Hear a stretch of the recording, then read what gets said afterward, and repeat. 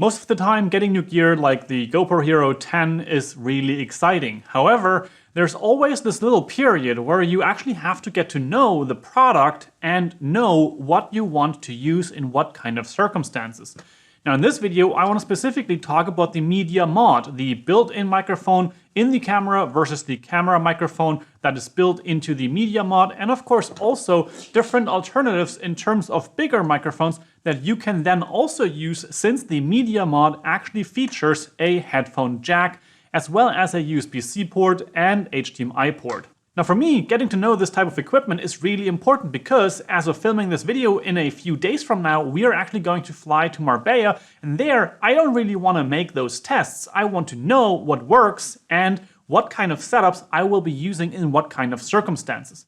And in this case, the GoPro Hero 10 is supposed to be a camera that I want to be able to use for vlogging as a minimal setup, so to say. A lightweight, small camera with great stabilization. However, I also want to have good audio. Now in this kind of research testing phase, I wanted to see whether or not it makes a difference to use the raw audio versus the processed audio by the camera, how I can get stereo as well as a mono signal from the camera, and how I can use external microphones and how those compare to the internal microphone as well as the microphone that is built directly into the media mod. Now this video has chapter markers, so you can jump ahead to the different sections that are most interesting to you. I am going to start with the raw audio processing of the camera. Now the raw audio setting in the Hero 10 is basically a polyfill file, which means that you get multiple tracks. I think it's up to 4 tracks from this camera. So if you are just using the camera bare bones with the raw audio recording enabled, then all 4 of the microphones would start recording and you have access to all of those individual audio tracks. However, I also found that the raw audio, if you set the processing to low or medium, can either have artifacts or sound really strange. And I will have a soundbite right here so you can listen in for yourself. Dig deep within yourself, for there is a fountain of goodness ever to flow if you will keep digging. Dig deep within yourself, for there is a fountain of goodness ever to flow if you will keep digging. Dig deep within yourself, for there is a fountain of goodness ever to flow if you will keep digging. Now to me, that sounds really strange, and I don't really know where that came from. The raw audio processing set to high just gave the best result. However, then again, you're kind of getting rid of the raw audio aspect so that you can have as much control as possible in post-processing. I think on this front, I will have to test more and get to know why this is behaving the way that it does and whether or not it still makes sense to use this in other circumstances. Generally, however, there's another thing about the raw audio, and that is that the synchronization between the raw audio clips and the video is actually not working perfectly. At least not by just simply taking the video clips and the audio clips and aligning them on the timeline. There's a small offset, and in my testing, the raw audio seemed to start recording a couple of milliseconds before the actual video recording started. So that's a bit of a pain to align everything again and do that manually if you want to work with the raw audio. I would expect it to just simply align perfectly based on the start of the recording as other devices do. Now my personal verdict with the raw audio processing when you are using just the internal microphones is that it's not really worth it unless you're willing to go to the setting high and if you really want to have access to all the individual microphones and you want to process those individually. However, I am personally also learning that sometimes it might just be easier and better to use it as the default without the raw audio processing, completely disabling that and just have the video file to work with. So you don't have any synchronization issues and you also don't have to use more storage than if you are just using the camera by default. That of course also alleviates a little bit more of the power of the camera, and that means more battery life and better performance overall. So that is something that I personally have to get used to. On the front of the external microphones with the media mod, the raw audio processing works quite nicely, however, and there I might actually start using it. Now when you're not using the raw audio processing, and even if you do, there's also the setting for the wind filtering from the GoPro itself. And there you have the options between auto, off, and on. Now there's one very important aspect to this, and that is that if you set it to auto to automatically detect whether or not there's wind, and also if you're turning on the wind filtering, then it can lead to the files being a mono format, and that means that, for example, if you're using something like the Rode Wireless Go with the 2 transmitters for 2 different microphone sources, you might end up having those mixed together into one track. So if you really want to have 2 stereo tracks available for you to start editing with, then I would highly recommend you turn off the wind filter completely. However, if you just want to use the internal microphones of the camera, then I would go ahead and set it to auto and just let the camera do its thing. And now that we know how to get a stereo signal out of this by setting the wind filter to off, let's look into the comparison of the internal microphones of the camera itself and the internal microphones of the Media Mod. Because of course the Media Mod has a microphone built right here in the top, and that supposedly is giving you better audio than if you're just using the camera bare bones. However, even if that is not the case, this also has other features that I will be discussing further later. Now in this first test, I compared the internal microphones and the front-facing microphone on the Media Mod and looked how those sound when you are in front of the camera, behind, as well as further away. Now I'm not going to include all of the different sound samples here because that would make this video very long. However, know that I did all of those tests and I will give you my opinion about how these performed. Dig deep within yourself, for there is a fountain of goodness ever to flow if you will keep digging. Dig deep within yourself, for there is a fountain of goodness ever to flow if you will keep digging. Dig deep within yourself, for there is a fountain of goodness ever to flow if you will keep digging. Now here I was actually really surprised. The Media Mod sounds terrible? I don't know what is going on here. It sounds really electronic. It is more focused a little bit. It has less of the reverb, which the microphone internally has more of in this environment of this room. However, I was really surprised how electronic, tinny, and harsh the sound was on this front microphone of the Media Mod. And sadly, the same is also true if you select the back-facing microphone here in the settings. If you, for example, want to walk around with the camera mounted like this, so you are behind the camera and you want to speak to the camera and have the Media Mod kind of face backwards, that is an option. However, even there, we have the same issue as you can hear in this example. Dig deep within yourself, for there is a fountain of goodness ever to flow if you will keep digging. Dig deep within yourself, for there is a fountain of goodness ever to flow if you will keep digging. Now with these sound samples in mind, I think it is absolutely not worth it to get the Media Mod for the inbuilt microphone of that. However, luckily, there's actually an option when you have the Media Mod mounted to the camera that you still can use the internal microphones of the GoPro itself to use those even when you have the Media Mod mounted, for example, for the occasional use of the external microphones on this. I personally am really disappointed at this. I don't know if this is my personal user error or if this is just the microphones that are in there. I think they sound terrible. However, for me, the main reason for the Media Mod was actually to get the extra ports, specifically the TRS microphone port. And now I think it's time to compare how the internal, the Media Mod mic, and the external microphones like the Rode Wireless Go, Video Micro, and Rode Video Mic NTG sound in a comparison, and if it's worth it then. Dig deep within yourself, for there is a fountain of goodness ever to flow if you will keep digging. Dig deep within yourself, for there is a fountain of goodness ever to flow if you will keep digging. Dig deep within yourself, for there is a fountain of goodness ever to flow if you will keep digging. Dig deep within yourself, for there is a fountain of goodness ever to flow if you will keep digging. Dig deep within yourself, for there is a fountain of goodness ever to flow if you will keep digging. Okay, so now you heard all of these different microphones, and let's go from the top with the first one being the internal microphone. Again, I think it sounds a bit boomy, and specifically in this room, it is picking up a bit more of the reverb. However, it sounds quite okay, and I'm actually going to say that probably this is a very good solution if you just don't want to have anything around. Then I tested the Media Mod, and as I've mentioned before, I'm actually quite negatively surprised by the quality of the inbuilt microphone here.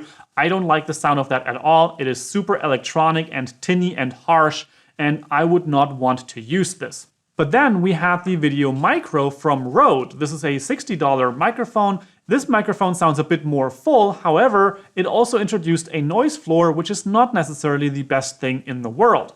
There may be other microphones in this kind of category that don't have that issue. However, that is what I found with this test specifically. And next we have the Rode Wireless Go, and that of course is a completely different setup. Here you have the Rode Wireless Go version 2, which actually has 2 transmitters, so you can actually mic up 2 individual people and then receive the signal here with this receiver, and that of course is hooked up to the Media Mod. Here the sound is very different. It has the benefit that you actually can walk away from the camera and still sound good, and that is the main reason why I think this is actually a very smart idea, because it gives that flexibility. You don't have to be in front of the camera and you can still communicate and talk, and it is sounding really, really nice and clear. Now in this room again, the inbuilt microphones of the transmitters are picking up relatively a lot of the room noise and the reverb. So that was not necessarily the best right here. However, it gives you so much more alternatives and benefits that I think this is a great investment. And of course, you can also use a lavalier with this. So you just have a little microphone right here, and then you can put the transmitter onto your belt or into your pockets. This, of course, is a completely different setup and a completely different use case. And it has the downside that you have other things to worry about in terms of battery life and also in terms of having to turn those on. Because, of course, with the GoPro Hero 10 and also other models, you can simply just hit the record button and it immediately goes into quick capture mode, starting a video recording if you have it set up that way. And that is, of course, something that you would not be able to do if you have the Rode Wireless Go mounted to this and you have not turned all of the transmitters and receivers on. So that is something to keep in mind. And lastly, I did a bit of a ridiculous test with the Rode VideoMic NTG mounted to the case, and of course with that the Media Mod, and I think this sounded the best. However, this is also the most expensive single microphone that I tested in this setup. This is about 230 euros, I think, as of recording this. And this gave me the best result. However, that of course also was because essentially all of this was mounted like this and just about this far away from me. That sounds really, really nice at that distance, and it had a really nice clarity and presence. So this gave me the best result in terms of overall sound for the use with this Media Mod. However, it is not the most practical solution because of course it is relatively big. And if you go into the wider settings of the GoPro Hero 10 in terms of the field of view, then you will end up with a lot of microphone in your shot, depending on how you mount it. Now, I actually pushed all of this forward, so it was basically mounted like this. However, still, you will end up with microphone in the camera shot if you are mounting these together, and the camera will eventually have this here in the shot. So again, not necessarily the best idea. However, I wanted to test it to see how well something can perform with this type of setup with the Media Mod. Now overall, this test gave me the result that it is definitely possible to get great sound into the GoPro Hero 10 with the Media Mod. However, I have to say that I was really disappointed by the sound of the Media Mod microphone itself. At this point, they might as well just leave it out because it is, in my opinion, not an improvement. That also means that if you're not looking for any of the other features like external microphones, micro HDMI or USB-C charging with all of that, then the Media Mod is not really a worthy investment at all. Now this leaves me in a bit of a predicament because most of the time I would prefer a smaller form factor, and of course also the fact that this here is waterproof as it is. Now I will probably have to mount the Media Mod most of the time because I do want to have the flexibility for those other setups. Luckily, the additional microphone and the microphone port is not the only thing that you get with this setup. You also get a USB-C port for charging while using the headphone jack or the microphone port, and also a micro HDMI port, which is actually quite interesting because that potentially means that you can use this camera also in a live streaming setup like I am using it right now. Now there is the option to use the GoPro Hero 10 as a webcam as well. However, that's a topic for another video. That can be achieved via the USB-C connection. However, if you want to use the HDMI connectivity, for example, in cooperation with something like the ATEM Mini and having this as an additional camera somewhere here in the room for a really wide shot, then you have the micro HDMI port available. However, there are a couple of things to note. For one, this is not a hands-free HDMI port, meaning that if you are hooking this up to a monitor, then you will get an interface which you then will have to use to actually end up in the clean video feed setting. Personally, I would like to have a setting that I can change on the camera so that the HDMI will always go into the monitor clean feed video mode. However, that's currently not possible. So if you want to use this camera with the micro HDMI in a live streaming setup, you will always have to turn it on individually and also navigate to the appropriate place for the clean video feed. But at least if you did that, then the microphones on the camera or the microphone that you have plugged into the media mod are also going to be available in the clean HDMI feed, so you will get the audio from the microphones there. Another thing about this HDMI port is that as soon as you start recording on the camera, it actually does stop the HDMI output. So recording and outputting to the HDMI monitor is not possible at the same time, which also means that you can't monitor what you're recording via HDMI because the screen just turns black. Now with all that, I have 3 things that I wish GoPro would improve here. 2 of them are firmware changeable and 1 is kind of the hardware. First up, I have the microphone. Again, I am really disappointed at the sound of this, and if you know something about it, please let me know in the comment section down below. Maybe I tested this completely wrong, and the sound is actually really much helpful in certain circumstances. I could not see it in the test that I did here in this type of environment. Now, the second improvement would be a software one, and that is the ability to change the micro HDMI port to actually always be the clean HDMI out for the video so that that can be used in live streaming circumstances more easily without having to touch the camera. And the third thing is that if you are using an external microphone with a media mod, you actually have audio metering here on the back of the camera. However, that audio metering is not available in the front of the camera display. And I would prefer to also have it available there so I can produce vlogs in higher quality, looking at this little screen, seeing the audio signal, knowing that there is an audio signal, which is probably more important than actually seeing how much of a signal is there. But that would help if you're, for example, using something like the Rode Wireless Go in case the battery goes down or the connectivity is somehow interrupted. You would then see whether or not you are actually recording an audio signal. So that would be really helpful to be added to the firmware of the GoPro Hero 10.